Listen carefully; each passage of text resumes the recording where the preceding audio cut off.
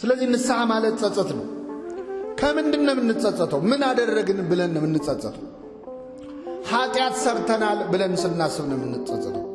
ኃጢአት ሰርቻለሁ ብሎ ሰው አስቦ አምላኬን በድያለሁ ብሎ የሚጸጸተው ጸጸት ሰውን ወደ መዳን የሚያደርሰው ንስሐ ተብሎ ይጠራል። ከኔ ጋር ናችሁ? እግዚአብሔር ከሁላችን ጋር ይሁን። ንስሐ ኃጢአት ሰርቻለሁ ማለት እኛ በቀን ውስጥ ኃጢአት ሳንሰራ አንውልም። በቀን ውስጥ ብዙ አይነት ኃጢአት እንሰራለን። በቀን ውስጥ ልንገድል እንችላለን፣ ልንሰርቅ እንችላለን፣ ልናመነዝር እንችላለን። በግብር የሚሰሩ ብዙ ኃጢአቶችን ልንሰራ እንችላለን። ይሄ የመጀመሪያው ኃጢአት። እኔ ከነዚህ የጸዳው ነኝ የሚል ሰው ደግሞ ካለ ምናልባት ባንሰርቅ፣ ባንገድል፣ ባናመነዝር፣ የሰው ንብረት ባንቀማ በቀን ውስጥ በአንደበታችን ደግሞ ብዙ ነገር እንናገራለን። በአፋችን እንዋሻለን፣ እንሳደባለን፣ እናማለን። ሐሜት አያድርግብኝ እንጂ ብለን እናማለን። አናማ አንዳንድ ሰው አሁን እጁን ታጥቦ የሚሰራው ኃጢአት አለ፣ እንደ ጲላጦስ ማለት ነው። እኔ ለማማት ብዬ አይደለም ብለህ ስለጀመርክ ሐሜት መሆኑ ይቀራል? አይቀርም። በቀን ውስጥ በአንደበታችን ብዙ ኃጢአት እንዋሻለን፣ እንሳደባለን። ማንናገረው ነገር የለም። ከቃል ብዛት የተነሳ ኃጢአት ሳይኖር አይቀርም ይላል መጽሐፍ ቅዱስ። ለዚህ ነው አባቶቻችን ዝምታ የሚመርጡት። ብዙ በተናገርኩኝ ቁጥር እጸጸታለሁ፣ ዝም በማለቴ ግን ቆጭቶኝ አያውቅም ይላል ቅዱስ አርሳኔዎስ። በጨዋታ መሃል ኃጢአት አለ። ለቀልድ ለጨዋታ ብለን የምንናገረው እግዚአብሔር ቀልድ ነው ብሎ የሚተውል መሰል አይተው። እንደ ዋዛ በተናገራችሁት ቃል በፍርድ ቀን መልስ ትሰጡበታላችሁ። ጨዋታ ለማሳመር ብለን የማይሆን የምንናገራቸው ቃላት ይሰማሉ። ሰው አይሰማም ብለን የምናወራው ተንሾካሽኮን የምናወራውን ሁሉ ማን ይሰማል? ይቆጥራል እያንዳንዱን ቃል። በዚህ ቀን እኮ እንዲህ ብለህ ነበር ይላል። ከቃል ብዛት የተነሳ ኃጢአት ሳይኖር አይቀርም የተባለው። ስለዚህ በቀን ውስጥ በግብር ባንፈጽመው በነቢብ ወይም በመናገር በጣም ብዙ ኃጢአት እንሰራለን። ለዚህ ነው ነቢይ እግዚአብሔር ዳዊት አቤቱ ለአፌ ጠባቂ አኑር አለ። ለአፌ ምን አኑር? እንደው አፋችንን መዝጊያ ማለት ብዙ መናገር ብዙ ኃጢአት አለ። እንደው ይህንንም አልሰራም ካለን ደግሞ በሐሳባችን የማንሰራው ኃጢአት የለም። እንደውም ሰው ለመፈጸም የሚፈራው ለመናገር የሚያፍርበትን በሐሳቡ ግን የማያደርገው አይነት ኃጢአት የለም። በሐሳቡ ያልሰረቀ፣ ያልገደለ፣ ያልቀማ ሁሉንም ኃጢአት ያልሰራ ሰው የለም። በሐሳባችን በሐሳብ ንጽሕት ሆና የተገኘች ማን ብቻ ነች? ሌላ ማንም ፍጡር አልተቻለውም። ለመላእክት እንኳን አልተቻላቸውም። ያልተሰጣቸውን ሽተው በድለው ከሰማይ ወደ ምድር ወርደዋልና ይላል።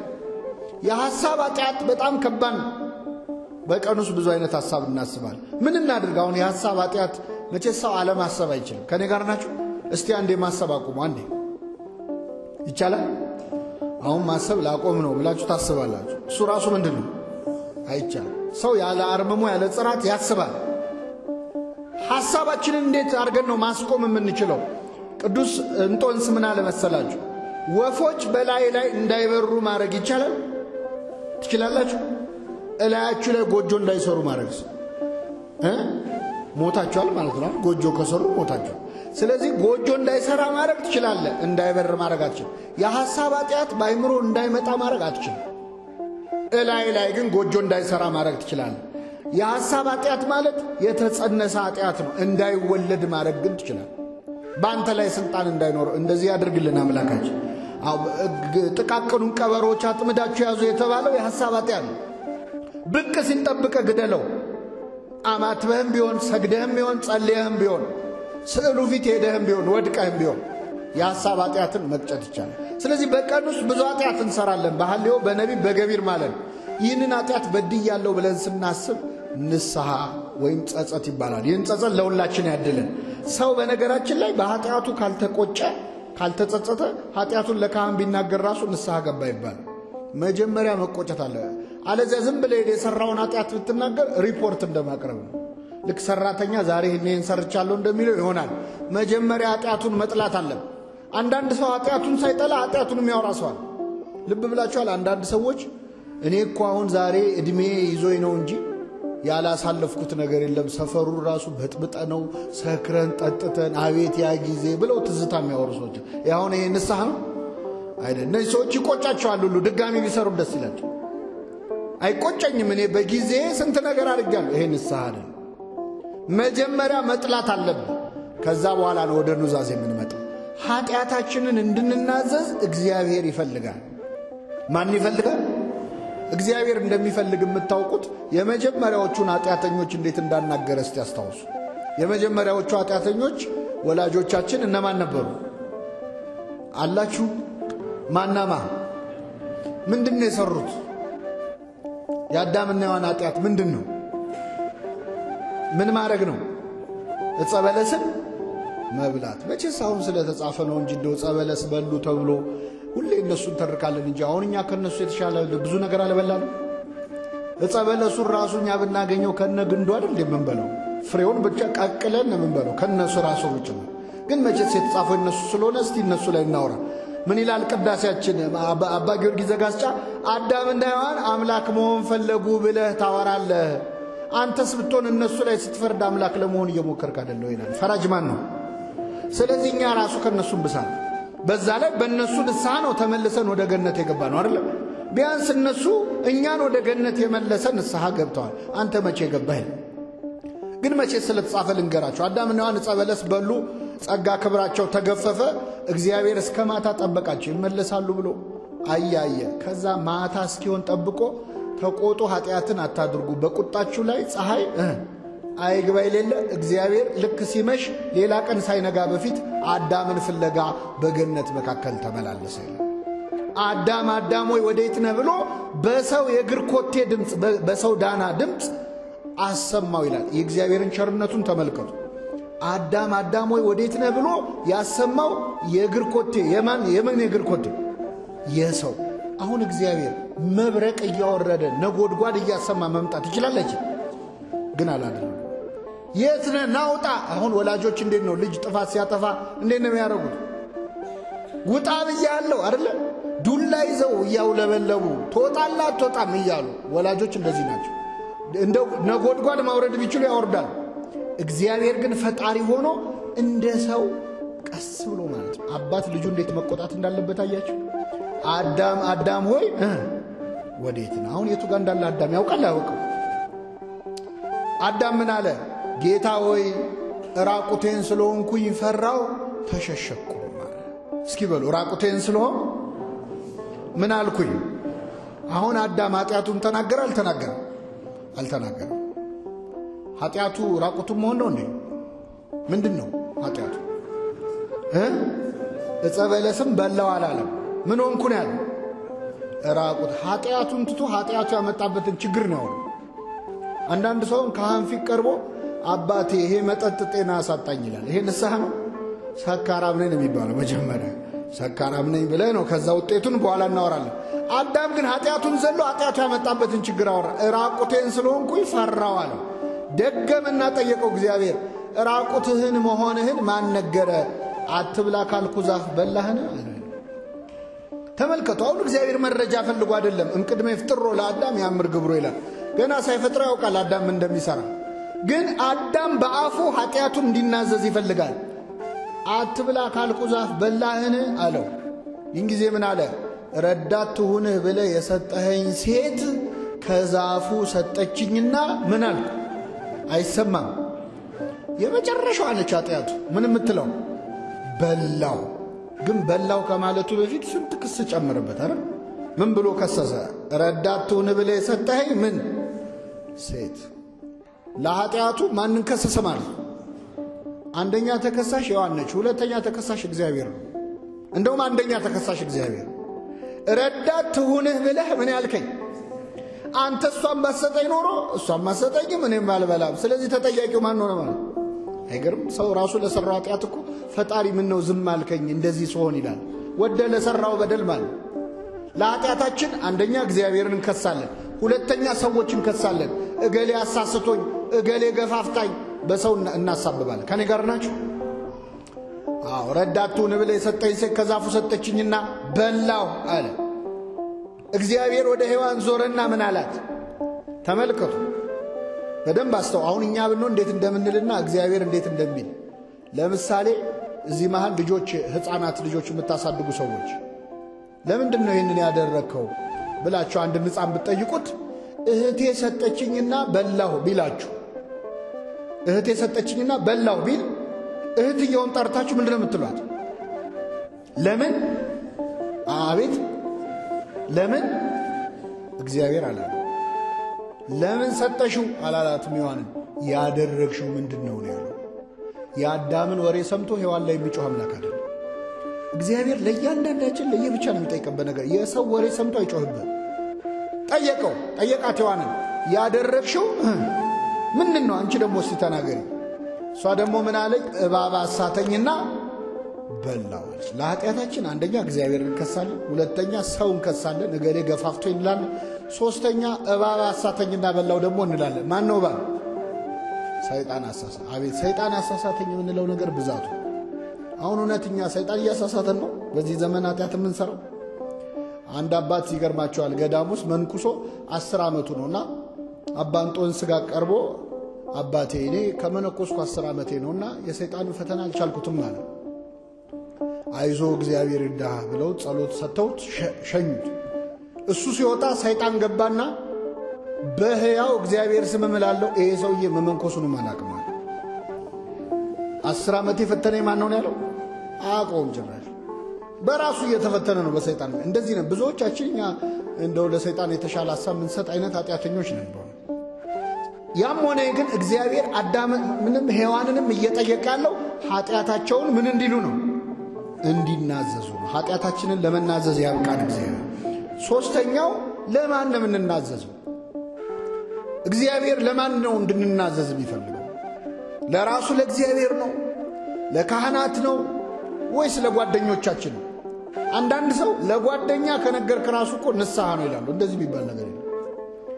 ማውረድ ነው። እስቲ ንስሐ ላውርድ ልንገርሽ ላንቺ ብለው ለጓደኞቻቸው የሚተርኩ አሉ። ለካህን ሲሆን የሚፈሩ፣ ለእግዚአብሔር ሲሆን የሚፈሩ። እንዴት ነው የምንናዘዘው? በቤተ ክርስቲያናችን ትምህርት ንስሐ ኃጢአታችንን የምንናዘዘው 3 ጊዜ ነው። ስንት ጊዜ? የመጀመሪያው ለራሳችን። የመጀመሪያው ለማን ነው? ለራሳችን። በዚህ በሉቃስ ወንጌል ምዕራፍ 15 ላይ የጠፋው ልጅ ታሪክ አንብባችሁ ከሆነ ከአባቱ ቤት ጠፍቶ ብዙ መከራ ሲቀበል ከቆየ በኋላ ወደ ልቡ ተመለሰ። ወደ ልቡ ሲመለስ ምን አለ? ከእንግዲህ ወደ አባቴ ቤት እሄዳለሁ፣ እንዲህ እለዋለሁ፣ አባቴ ሆይ ልጅህ ተብዬ ልጠራ አይገባኝም፣ ከባሪያዎቼ አንዱ አድርገኝ እለዋለሁ አለ። የተናዘዘው ለማን ነው? ለራሱ። ስለዚህ ካህናት ፊት ቀርባችሁ ምንድን ነው የምናዘዘው? የኔ አባት አሁን ኃጢአቴን እኔ በምን አስታውሰዋለሁ ከምትሉ ቁጭ ብለን መናዘዝ ያለብን መጀመሪያ ለማን ነው? ለራሳችን። ነፍሴ ሆይ ዛሬ የት ነው የዋልሽው ይላል ቅዱስ ባስልዮስ በውዳሴ አምላክ ላይ። ምን ስትሰሪ ዋልሽ? በእግዚአብሔር እርሻ ነው ወይስ በሰይጣን እርሻ ነው? ማንን ደስ አሰኘሽ? ለምን ስትደክሚ ዋልሽ? ለሥጋሽ ነው ወይስ ለነፍስሽ ነው እያለ ይናገራል። ስለዚህ መጀመሪያ ኃጢአታችንን ለራሳችን መናዘዛለን። ሁለተኛ ለካህናት እንናዘዛለን። ለካህን መናዘዝ የራሱ የእግዚአብሔር ፈቃድ ነው። 2 ጥቅስ ከብሉይ ኪዳን ልስጣችሁ፣ ከብሉይና ከሐዲስ። በብሉይ ኪዳን መጽሐፈ ኢያሱ ምዕራፍ 7 ከቁጥር 7 ላይ ኢያሱ ያው ሌዋዊ ነው በዘሩ። አካን የተባለ ሰው ጠራና ምን አለው መሰላችሁ? ልጄ ሆይ ያደረግከውን ንገረኝ። እስኪ በሉ ያደረግከውን ንገረኝ። ለእግዚአብሔር ተናዘዝ። ለማን ተናዘዝ? ያደረግከውን ለማን ንገረኝ? ለእኔ አለ ኢያሱ። ያደረግከውን ንገረኝ፣ ለእግዚአብሔር ምን በል? ለካህናት መናገር ለማን መናዘዝ ነው? አንድ በሉ። ሁለተኛ በማቴዎስ ወንጌል ምዕራፍ 3 ቁጥር 15 ላይ ከፍ ብላችሁ አንብቡት እናንተ ከአንድ ጀምሮ። መጥምቀ መለኮት ቅዱስ ዮሐንስ በሚያጠምቅበት ጊዜ በዮርዳኖስ ማዶ ኃጢአታቸውን እየመጡ ይናዘዙ ነበር ይላል። በብሉይና በሐዲስ መሃል መጥምቀ መለኮት ቅዱስ ዮሐንስ የኃጢአት ኑዛዜ ይሰማ ነበር። ካህን ነው፣ ሊቀ ካህናት ነው፣ የዘካርያስ ልጅ ነው። ለካህኑ ለዮሐንስ ኃጢአታቸውን ይናዘዙ ነበር። በሐዲስ ኪዳን ሐዋርያት ሥራ ምዕራፍ 19 ቁጥር 19 ላይ ያመኑት ሁሉ በሐዋርያት ፊት እየመጡ ኃጢአታቸውን ይናዘዙ ነበር። ኃጢአታችንን ለካህናት እንድንናዘዝ የማን ፈቃድ ነው ማለት ነው? የምንናዘዘው ግን መረጃ ለመስጠት አይደለም፣ ከኃጢአት ማሰሪያ እንዲፈቱን ነው። ራሱ ክርስቶስ እፍ አለባቸው።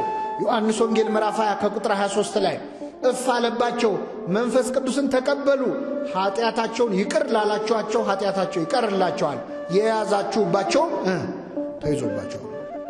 ስለዚህ ለካህናት እንድንናዘዝ የማን ፈቃድ ነው? ለካህን መናዘዝ ግን ለእግዚአብሔር መናዘዝ ነው። በዛው ሶስተኛው ኑዛዜ ለእግዚአብሔር ነው። ለካህኑ ስትናገር ለእግዚአብሔር መናዘዝ ነው።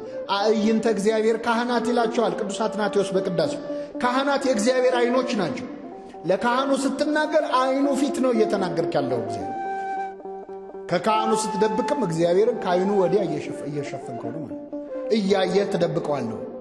ስለዚህ ኃጢአታችንን እንድንናዘዝ ለካህናት የማን ፈቃድ ነው? የእግዚአብሔር ፈቃድ ነው።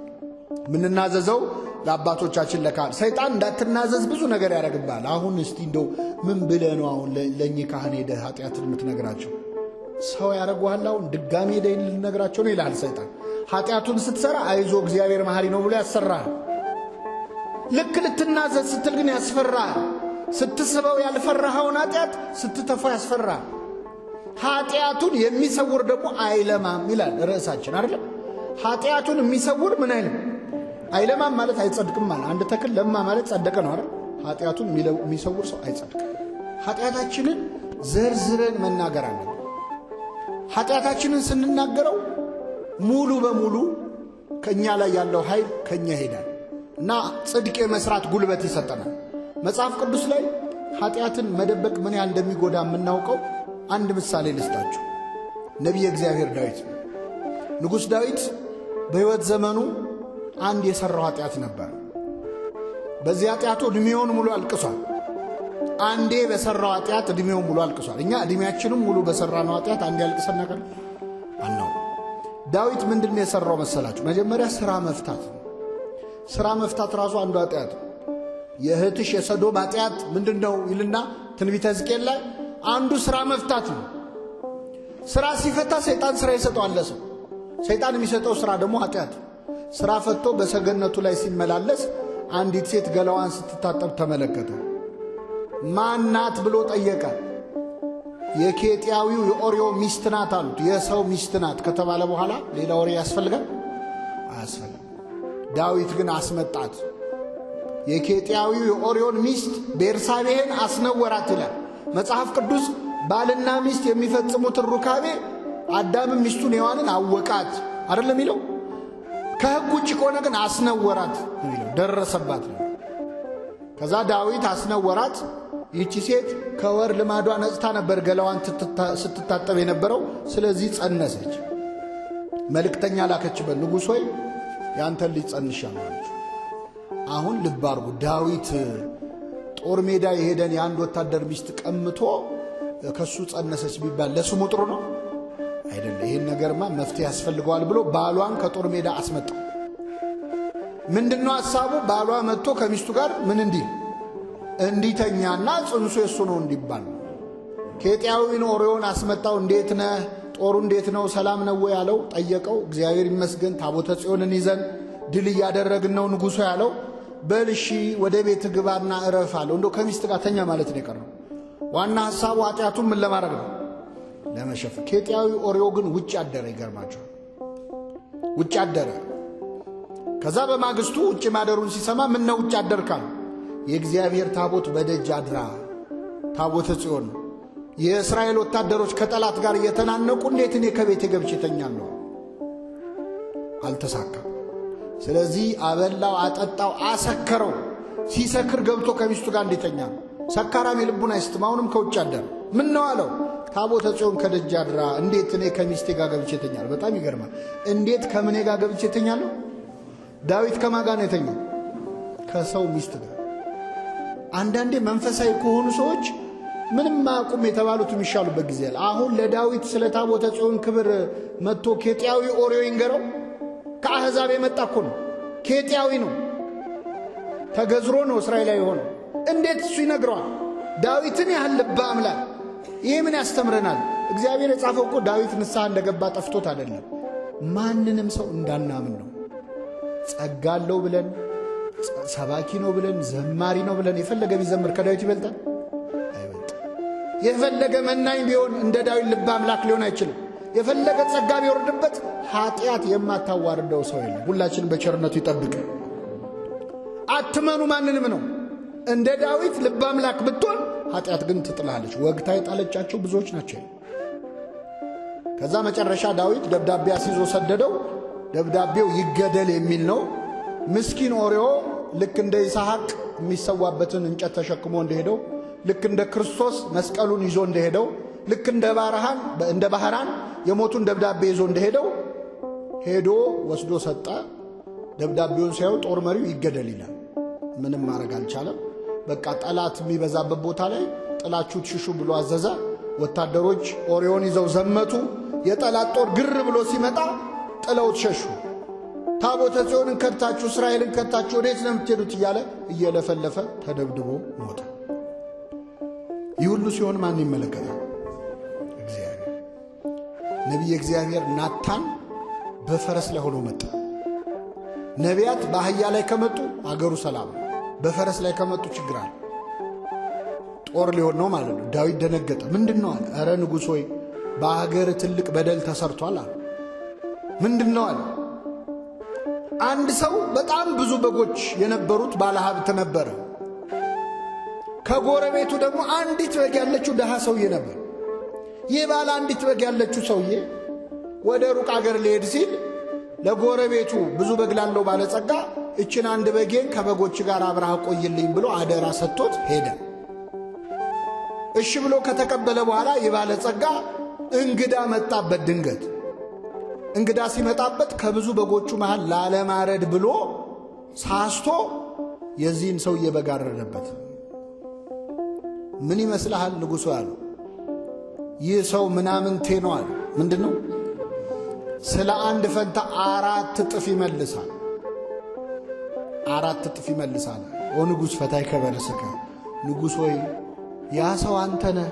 የፈረድከው በማን ላይ ነው? በራስ ላይ። ብዙ በጎች አሉት የተባልከው ዳዊት እግዚአብሔር ባይፈቅድለትም እሱ ግን ከሕግ ወጥቶ ብዙ ሚስቶች ነበሩት፣ ብዙ ቁባት ነበሩ። አንተ ነህ ባለ ብዙ በግ የተባልከው። አንዲት በግ አለች የተባለው ኦርዮ ነው። አንተን አምኖ ጥሎ ጦር ሜዳ ሄደ። እንግዳ መጣበት የተባለው ጊዜያዊ ፍትወትህ ነው፣ ዝሙትህ ነው። ከብዙ ሚስቶች ጋር ማሳለፍ ስትችል አንተን አምኖ የጣለልህን አንዲት በግ ወሰድክበት፣ እሱንም አስገደልከው። ስለዚህ ንጉሥ ሆይ የፈረድከው በማን ላይ ነው? በራስ ላይ ነው። አሁን ዳዊት የሚናገረው ሲያጣ ዞረና ምን አለ? አቤቱ እንደ ቸርነትህ መጠን ማረኝ። ጸሎት ያውቅ የለም ሲያስበው ኃጢአቱ ብዙ ነው። እንደ ኃጢአቴ መጠን እንዳይል አያዋጣም። እንደምን መጠን? እንደ ይቅርታህም ብዛት መተላለፌን ደምስስ፣ ከበደሌም ፈጽሞ እጠበኝ፣ ከኃጢአቴም አንጻኝ። እኔ መተላለፌን አውቃለሁ፣ ኃጢአቴም ሁል ጊዜ በፊቴ ነው፣ አልረሳውም። አንተም ብቻ በደልኩ። እኔማ ንጉሥ ነኝ፣ ከኔ በላይ ሌላ ንጉሥ የለም ባገሩ። አንተም ብቻ ግን በደልኩ፣ በፊትህም ክፋትን አደረግኩ። በነገርህ ትጸድቅ ዘንድ ሁሉ ይበድላል ብለህ የተናገርከው ቃል እውነት ሆኖ ይገኝ ዘንድ ይኸው እኔም በደልኩ ብሎ አለቀሰ። እግዚአብሔር ንስሐውን ተቀበለ። የሁላችንን ንስሐ ይቀበላል።